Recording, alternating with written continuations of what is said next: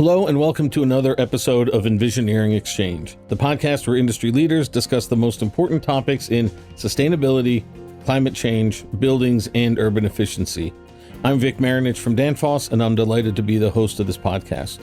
You can subscribe to our show on Apple Podcasts, Spotify, Captivate, or wherever you get your podcasts.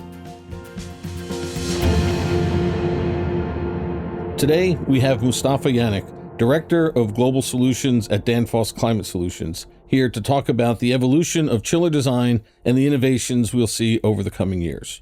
Mustafa, thanks for taking time to join the show. Thanks for the invitation, Vic, and I'm always happy to talk about chillers. Fantastic.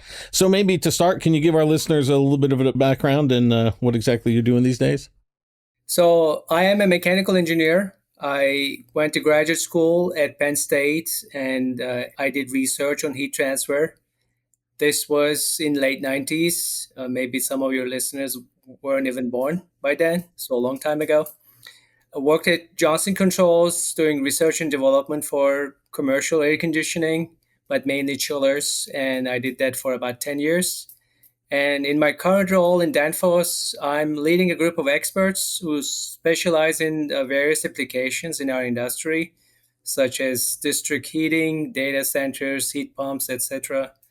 And we are working with our customers to help them achieve their design objectives using various solutions from Danfoss. So as I mentioned, our scope today is going to be chillers, but that's a really, really big scope. So maybe to start, can you break down some of the main chiller types and designations, and then we can kind of decide what we want to focus in on going forward? Sure. So chillers, of course, can be very different. Some are painted black, others green, desert tan. Of course, we engineering geeks don't care about the color so much, but for architects, maybe that's the first thing they're looking at. But if I ever see a chiller painted in pink, for sure I'm gonna, take a selfie with it. I haven't seen one yet. So, joking aside, really, the biggest distinction is how you get rid of the heat. You can have a water-cooled chiller where you reject the heat to condenser water. Then working with a condenser pump and cooling tower, you reject the heat eventually to air. Or you can reject the heat directly in an air-cooled chiller. And that chiller is, of course, is self-sufficient. Another distinction is what are the chillers used for? They can be used for a process cooling, like, for example, cooling a plastic mold in a manufacturing plant. But for the most part, chillers are used for air conditioning of large buildings, like the one you're in possibly. So another distinction is, of course, the type of compressors that makes a big impact on the efficiency and operation of a chiller. You have chillers with positive displacement compressors, such as reciprocating, scroll, screw, or you can have a chiller with a dynamic compressor, like a centrifugal compressor. Centrifugal compressors tend to be more efficient, but of course they're more expensive. And then their pressure ratio or lift is also dependent on the speed.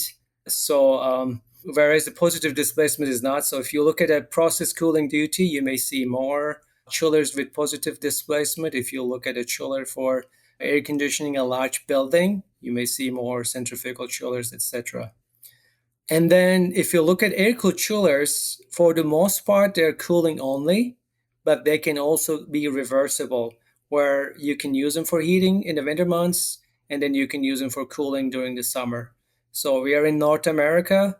And for us, using air-cooled chillers for heating is more, I would say, is an emerging application because we traditionally use gas for heating our buildings as the price of gas in the US is typically low. Overall, we're seeing air-cooled chillers taking more and more market share from water-cooled, and I think this is mainly because of the concerns with water availability. As the population is increasing, there is a concern with water, and then more and more people are trying to use less water and go to air-cooled chillers. Perhaps it makes sense to focus on air-cooled chillers a bit more as they are finding more and more market share. Fantastic. And maybe just some quick insights there, right? Of course, chillers, when we think of capacity, we're thinking big capacity systems typically, right? And That's why maybe the numbers aren't so big on chillers. Residential units, rough numbers, there's probably 10 million residential units made every year, right? But that's the kind of 1 to 5 ton range. Then we have rooftop units, let's call that somewhere in the million piece range, but that's also in the 10, 20, 30 ton capacity, at least for the high volume. But chillers can get quite big, right? So maybe there's only 30 or 40,000 chillers every year, but we're talking some really, really big capacities. So they make, I guess, very good technology when it comes to, like you said, those big buildings and big systems that we're looking to cool down, right? Yeah, of course. I mean, if we take air-cooled chillers, for example, they can be as much as 500 tons of cooling. If we compare it to like a residential air conditioning system in your house, could be, 1 ton capacity. If you have a real big house, it could be 5 ton capacity. So a chiller is equivalent of, hundreds of air conditioning systems. Of course, we don't have so many large buildings compared to residential ones, so their numbers are a bit less, but their impact is a lot. Of course, each one is consuming a significant amount of power. Absolutely, exactly. So clearly there's lots of different types of chillers, air cooled, water cooled, right? Process cooling, comfort cooled, and so on. But I have to imagine there's also a lot in common when we talk about all these different chillers. Can you maybe talk about an overview of how they're designed, and specifically, you said you've been in the industry since the late 90s. How have chillers changed from back then to how a chiller is designed and operated today? In the last 25 years, there have been a lot of changes on the chillers. We went through many, many refrigerant transitions, as an example, and in many cases, these were also legislatively enforced. So, like, you don't have an option not to redesign your chiller, what refrigerant the chiller uses. So, first, we actually had to get rid of what's called the CFCs. We had chillers with R12 and R11, but due to ozone depletion and legislation such as Montreal Protocol, we had to replace these refrigerants. And the first step was going to HCFCs, such as R22 and R123. These had much lower ODP levels, ozone depletion, but still wasn't zero. I think around 2010, we started using HFC refrigerants that have zero ozone depletion potential. The problems with the ozone was eliminated, but then we had to focus on global warming as the scientific community realized the effects of global warming, and the refrigerants have a very large global warming potential. We start looking at the alternatives for HFCs. So these days, we're going through a transition with lower GWP refrigerants. In many cases, they're also mildly flammable, such as R454B, R1234ZE, etc. Our industry actually started with natural refrigerants, and I think in the long run, we might be going there. Don't know exactly when that transition is going to happen, but long-term trend is, I think, going to a natural refrigerant for our chillers. One other change was, if we go back many years ago, we were mainly looking at full load efficiency for the chillers. And I think that might be due to, how the electric grid in US is operated with demand charges, etc. But over the years, we started spending more and more focus on part load performance. And chillers are operating at part load, 99% of their life. Only maybe the hottest day of the year for a few hours, they're fully loaded, but for the most part, they're running at part load. And our industry developed special metrics to calculate efficiency of chillers at part load. We call it IPLV, integrated part load value. AHRI developed a specific standard for it, and then these requirements are being enforced with ASHRAE 90.1 standard, etc. So a lot focus on how chillers are operating at part load. And then once we started focusing on part load efficiency, a lot of innovations came to the chillers. We started seeing increased use of variable speed compressors, variable volume ratio compressor in the case of positive displacement. We started seeing very efficient fans with ECM motors and variable speed. We started seeing high efficiency heat exchangers like base plates, microchannel coming into chillers. And then we also start seeing like electronic expansion valves that you can control the flow of refrigerant very precisely and let the chiller operate at low condensing temperatures in cold days. That makes a big impact on the efficiency of the chiller throughout the year. So, I mean, if I look back at the chillers when I first started in this industry 25 years ago versus the chillers of today, I think outside the copper pipes and the sheet metal, more or less, everything have changed. A lot of technology that found its way in the chillers. Mhm. Yeah. So we mentioned, right, that chillers were cooling big loads, big buildings, and certainly some of the big buildings going up these days are data centers, right? And not only are they big buildings, but the heat loads in those data centers are huge. And I think the industry is moving away from air-cooled solutions to water-cooled solutions in those data centers. So how have those cooling demands in the data centers impacted chiller designs? Data centers are operating more or less 24 hours a day, 365 days a year. So there is a big focus on efficiency when it comes to chillers that are used in data centers. And then they also have quite a large cooling demand, especially when we talk about air cooled chillers. When you look at the large data centers, you're looking at several chillers in one location. It could be up to 20 chillers, etc. There has been a focus developing large capacity, high efficiency air cooled chillers. Try to minimize the number of chillers in one location because each chiller that you have, of course, it adds cost. You have to pipe chilled water to it, electrical wiring, many other things, etc. So, definite focus on large capacity chillers that are efficient. Mhm.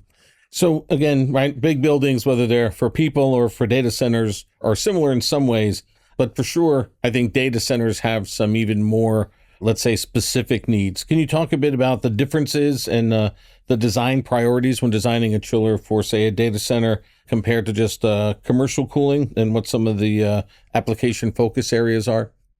Yeah, of course. I mean, for one thing, for data centers, the reliability is very, very important because if the data center is down, then the operation of a company who uses that data center might be severely impacted. Just for example, think of a large airline company that is using that data center, and all of a sudden the chiller is not running and the data center is shut down, then all the operations might impact it, flights delayed, etc. So I mean, if you have a problem with a chiller that's used for, let's say, comfort cooling of an office building, of course we're not going to like it. It's going to get hot in there, etc.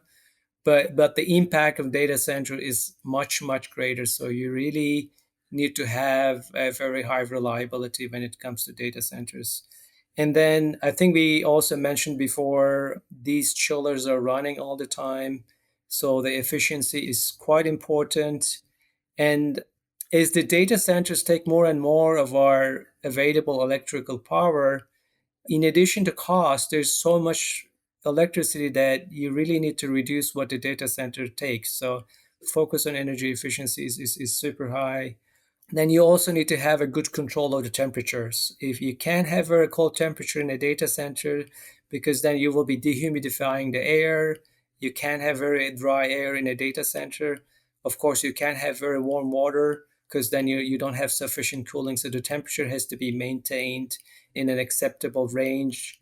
In data centers, as mentioned before, we're talking about very large capacities in one location. And then finally, big focus on not using water. So the data center industry wants to limit their impact on the cities or areas where they're located. So they're trying to use less water, and that means more air-cooled chillers. When we were talking about chillers before, you're talking about some of the efficiency metrics, right, from COP and EER and IPLV on the chillers. But when we look at the whole data center holistically, right, they're measuring their total energy consumption or their power usage effectiveness, or PUE. Why is it important to consider PUE metrics when you're designing chillers for a data center? PUE basically is, the ratio of the total power in a data center, which is the power used by, the racks that do the data crunching, and also everything else combined, divided by the power used by the rack, which we can say is the useful power, right? So the target is try to get as closest to one as possible. So the lower the number, the better it is. So we want to reduce this all, power that's used by everything else. And for this everything else, the chiller is really quite a big contributor. And of course, we have made significant improvements over the years in terms of lowering this PUE. The design of high efficiency chillers was one of the big contributors to this reduction. And as water became another concern for the data centers, we start also seeing more and more air cooled chillers so that the data centers are not using water. Right. And that's, I guess, the WUE, right, or the water usage effectiveness, another metric that we're measuring data centers with. Is that right? Correct. Yes. Yes. So for every kilowatt of rack capacity, you want to limit how much water the data center uses. So in the case of water-cooled chillers, the water used in the cooling tower contributes to the water use in data centers. So if you have an air-cooled chiller, then of course you're eliminating that water use. Right. Right. You've kind of already talked over the 25 year career you've had. There's been some big changes in chillers. What innovative technologies and solutions are being used now to address the cooling challenges on these data centers? If you look at just the chillers itself that goes into data centers, our industry have designed chillers with free cooling, for example, especially for chillers with positive displacement compressors. As data centers operate year-round, they're also operating in winter months. So instead of running your compressor, you can basically utilize the cold air that's available during winter months to cool the water that goes into data centers. For chillers with centrifugal compressors, maybe the free cooling is not so important, as they can operate very efficiently at low pressure ratios. But for the ones with positive displacement, such as screw compressors, etc., that free cooling feature has really helped a lot in terms of reducing power use in data centers. And then as the chip technology advances, we're seeing chilled water temperatures increasing. So the chillers have been designed to operate at these high water temperatures and also high evaporating temperatures. They are dedicated chiller designed for data centers. They are operating very efficiently, with warmer water temperatures. And in terms of the data center industry, of course, there has been a lot of shift to chilled water systems from the crack type of systems. And then we're also seeing more and more liquid cooling to not only increase efficiency, but also allow high performance computing in data centers. The next question, the fun one, right? I'm going to ask you to get your crystal ball there, Mustafa. So looking ahead, what kind of trends do you see here in the future? What kind of innovations are going to drive and shape the future of chiller designs for data centers? So I think we expect the innovations in chip technology and electronics. We're going to see the data centers operating with higher and higher water temperatures. We're going to see more liquid cooling. So chillers of the future for data centers have to be able to operate efficiently with these higher water temperatures. Of course, as mentioned before, we're going to see more air-cooled chillers. I mean, the data center industry don't want to use water. As mentioned, water is also limited. And then, the data centers are operating year-round. We mentioned specifically for positive displacement compressors, the free cooling was a good invention. But looking in the future, I think we're going to look at data centers operating in winter months, dissipating this heat to outside. And then if you look at the buildings nearby for offices, etc., then we're running another heat pump or we're burning gas for heating. So I think in the years to come, we're going to see more and more heat recovery from data centers. And this will also be a way to mitigate some of the climate impacts of data centers. If we can recover this heat and then use it for useful purposes, which might be, heating of some of the offices or maybe some process reuses, etc. I think the industry will be looking at heavily how to recover the heat from data centers and find a useful use for it. And what you touched on it a little bit before on the refrigerants. So We know we have the next step down in, I think it's 2029, right? Here in the U.S. when it comes to GWP and Kigali agreement. So what are you thinking on chillers and refrigerants down the pike? The debate is going. Of course, one thing for data centers that's a bit different than other ones. They're a bit worried about, flammability. So we have some of the mixtures like 515B, below 300, global warming potential still A1. So I think that could be one refrigerant. And I think as people feel more confident with, flammable refrigerants, we might see more 1234ZE, very low GWP refrigerant that's used in data centers, especially if you have an air-cooled chiller that's outside. I think the risk with flammability is super low. And as I mentioned before, in the long run, we will probably go to natural refrigerants, but it may take some time for that to come to data centers.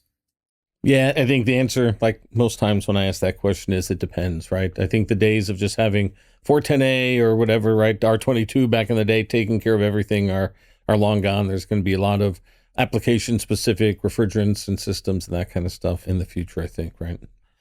Very correct. It's going to be very application dependent, and it's also going to vary from geographical location. In some countries, of course, the focus is a lot higher in terms of lowering GWP, and other locations they're a bit slow to react to it. So it's going to vary. Yeah, exactly. So, well, I appreciate the time, Mustafa. So that's it for this episode of EnVisioneering Exchange. I'd like to thank my guest, Mustafa Yanik from Danfoss Climate Solutions, for joining us. It was my pleasure. Thank you, Vic.